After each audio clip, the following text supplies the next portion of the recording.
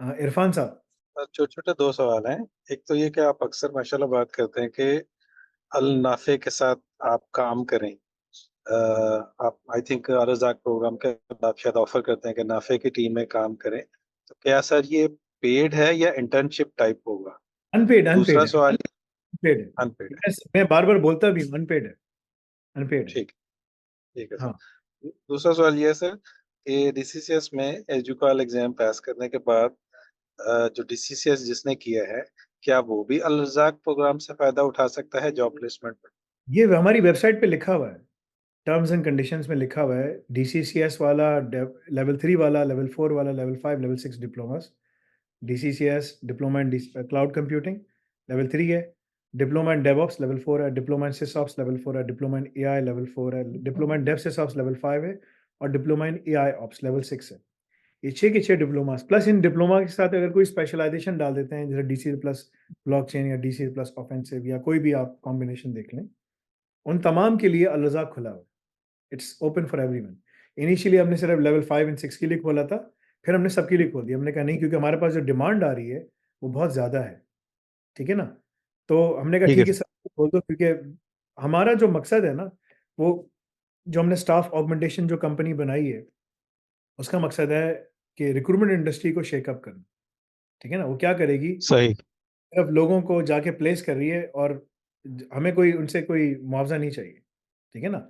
हम कह रहे हैं कि फर्स्ट 5 आप हमसे बंदे फ्री मिलें, उसके बाद फिर आप हमें दें अगर आपको देना है। ठीक है ना? वो क्या देना है कि आप जो बंदे की फर्स्ट मंथ की सैलरी है, वो एज अ कमीशन आप हमें देंगे। ठीक है ना? लेकिन उसके लिए हम आपको तैयार करके सब कुछ करके आपको भेजेंगे आगे। I mean we want to make sure कि यू गेट द स्पॉट। ठीक है ना?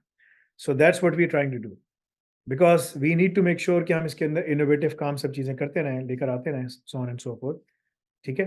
तो उस सूरत हाल में हमें देखते हुए, सब कुछ करते हुए, हमने अपनी पॉलिसीज़ को चेंज किया। शुरू में हमने सबके लिए फ्री रखा। कितने बंदे चाहिए? 5 चाहिए, 10 चाहिए?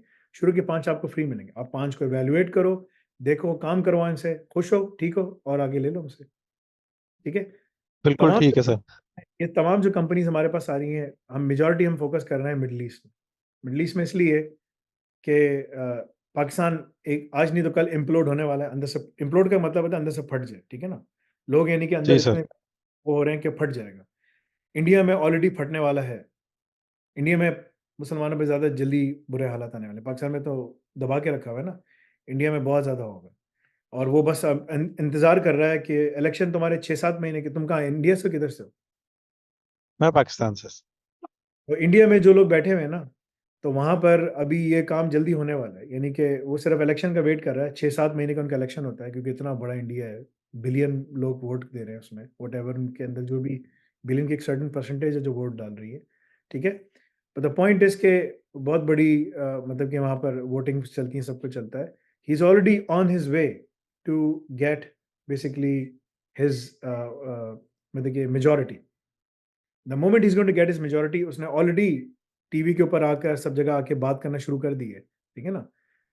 यानी कि हेट्रेड पॉलिटिक्स के ऊपर ऑलरेडी तुम्हें नज़र आएगा। और तुम लोग अगर देखते हो, तुम लोग उस पे फॉलो करते हो, तो तुम लोग को नज़र आएगा कि मोदी क्या कर रहा है, राइट? और ये कोई छुपी हुई चीज़ नहीं है। ही डज़न्ट इवन हाइड, वो हाइड भी नहीं करता, वो साफ-साफ बात करता है। बिकॉज़ उसको पता है ना कि वो क्या कर रहा है। तो हमारा जो फ़ोकस है वो मिडल ईस्ट में लोगों को ज़्यादा प्लेस करने का है। मिडल ईस्ट में लोगों को ज़्यादा प्लेस करेंगे, बिकॉज़ हमारा मकसद क्या है कि हम उनको जल्दी-जल्दी आगे प्लेस करें। देखो ये Modi is accused of using hate speech for calling Muslims infiltrators at Indian election rally, हम्म है ना? हम्म। कि ही इज़ ओपनली, जी ये सर। मैंने एक जगह की नहीं, ये मैंने बड़े-बड़े वेल नोन जो वो है ना उनका, एबीसी न्यूज़, एनबीसी न्यूज़, ठीक है ना? रॉयटर्स दुनिया का बहुत बड़ा वो है, ठीक है ना? सही है? एंड ही वांट्स जी सर। दिस कंट्री जिसमें मुसलमान, हिंदू साथ शुरू से रहते आ रहे हैं, सब कुछ करते आ रहे हैं, ठीक है ना? सदियों से रहते आ रहे हैं। मगर अब फटा सारा ये हो रहा है कि भई इम्प्लांट किया जा रहा है नफ़रतों को लोगों के दिलों में, कि वो जाके अपने नेबर को जाके मार कर। मेरे घर में एक काम करती हैं खातून, बहन, हमारी जी बहन बोलता हूँ, बहन है मेरी, ब्रिजल जी। बहन। ब्रिजल बहन कैसी हैं आप, ठीक-ठाक हैं? गुजरात से हैं ये, अच्छा अच्छा। हिंदू हैं ये, मगर हम इनकी इज़्ज़त करते हैं, क्योंकि इस्लाम ने हमें इज़्ज़त सिखाई है कि किस तरह से देखना है, क्या करना है। करेक्ट। मैं उस जगह से गुज़रता नहीं जहाँ ये काम कर रही होती हैं। मैं अपना रास्ता रखता हूँ, क्योंकि ये इस्लाम है ना, इस्लाम हमें सिखाता है कि भाई चाहे मुस्लिम है, नॉन मुस्लिम है, आपने उसको कैसे ट्रीट करना है, ठीक है ना? रिस्पेक्ट। मतलब हाँ, रिस्पेक्ट, रिस्पेक्ट वो कि जो तुम अपनी बहन को रिस्पेक्ट दोगे, वो उस ब्रिजल को रिस्पेक्ट दोगे। जो अपनी बीवी को रिस्पेक्ट दोगे, वो उसको भी रिस्पेक्ट दोगे। फ़र्क इतना है कि बहन के साथ में हाथ मिला सकता हूँ, बीवी के साथ मिला सकता हूँ, इनके साथ हाथ भी नहीं मिला सकता। दिस इज़ बिकॉज़ इस्लाम है ना, ठीक है ना? कल रात को जी। मैंने एक हदीस अपनी इसमें शेयर की कि रसूलुल्लाह सल्लल्लाहु अलैहि वसल्लम ने फरमाया, ठीक है? बड़ी ज़बरदस्त बात है कि रसूलुल्लाह सल्लल्लाहु अलैहि वसल्लम ने फरमाया है, बड़ी देखें कि for a nail of iron, देखें मकाबिल Maqil ibn Yasir reported that रसूलुल्लाह सल्लल्लाहु अलैहि वसल्लम ने फरमाया, for a nail of iron to be driven in the head of one of you would be better for him than to touch a woman who is not lawful for him. यानी फरमाया कि अगर अल्लाह। ना तुम्हारे तुम्हारे sir में ज़िंदा जी। बंदा कील डाल दे, वो ज़्यादा बेहतर है बजाए इसके कि तुम किसी नामहरम को हाथ लगाओ। अल्लाह। ठीक है ना? तो ये इस्लाम है ना, ये इस्लाम सिखाता है। हम वहाँ स ये मुसलमानों की कदर भी करते हैं, मुसलमान वहाँ रहते आ रहे हैं सब कुछ, और मुसलमान इंडिया के सबसे बकरी मुसलमान। पाकिस्तान में तो लड़ने के लिए खड़े हो जाते हैं ना, वो बेचारे जी। डरपोक, और उनको डरपोक बना दिया गया है। ठीक है ना? बट द पॉइंट इज़ कि जो अभी चीज़ होने वाली है ना, वहाँ पर ज़्यादा बुरी। तो हमारा जो अल रज़ाक प्रोग्राम है ना, आवर गोल इज़ बाहर निकालो सबको। बिकॉज़ जॉब्स हैं वहाँ पर। हम कह रहे हैं वहाँ पर जॉब्स भी अच्छी हैं, सब कुछ है, पहले निकालो वहाँ पर। अभी द जो इसराइल ने अभी जो गाज़ा में किया है, वो उसने जो 2 मिलियन 2.5 मिलियन मुसलमानों के साथ किया है, इंडिया वही काम मास लेवल के ऊपर मुसलमानों के साथ 6-7 महीने में करने वाला है, और कोई बोलेगा भी नहीं उसको।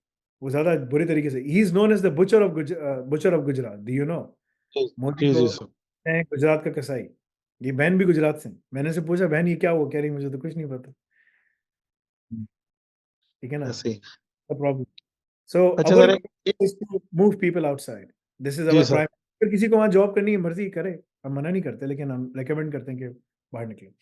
बिल्कुल, एक छोटा-सा रोक सवाल है। आपने एक अभी एडवाइस की थी कि जो भी एडमिशन ले डीसीसीएस में या किसी में भी, तो एजुकॉल की फीस भी साथ जमा करा दे और वक़्त के साथ-साथ वो एग्ज़ाम देता रहे। जैसे 2 पार्ट में आपने बताया, पहला पार्ट एमसीक्यूज़ होता है, बाकी अब मुझे भूल गया आपने क्या बताया था। तो सर ये क्योंकि अगर कोई नहीं करा सका, अभी अभी नहीं करा सका, अभी आखिर पे आ गया डीसीसीएस में, सर फिर तकरीबन कितना टाइम चाहिए होगा उसको एग्ज़ाम पास करने में? 2-3 महीने लग जाते हैं? 2-3 महीने लग जाते हैं। आपको इंटरव्यू जो एमसीक्यूज़ हैं, वो तो आप सुबह-शाम बैठ के करें, तो आप सुबह-शाम से फ़ारिग हो जाएँगे। ठीक है ना? जल्दी ठीक, फ़ारिग हो ठीक। जाएँगे एमसीक्यू से। इंटरव्यू प्रेज़ेंटेशन के लिए आपको तैयारी करनी पड़ेगी। आपने सारे कोर्सेज़ पढ़ लिए हैं, तो आप वो कर सकते हैं। So it all depends. ठीक है ना? लेकिन जितना जल्दी करो, इतना बेहतर है। ठीक है? मैं समझ गया सर, जल्दी करो, ठीक हो इतना गया। जितना डिले करोगे, इतना इतना टाइम लगेगा।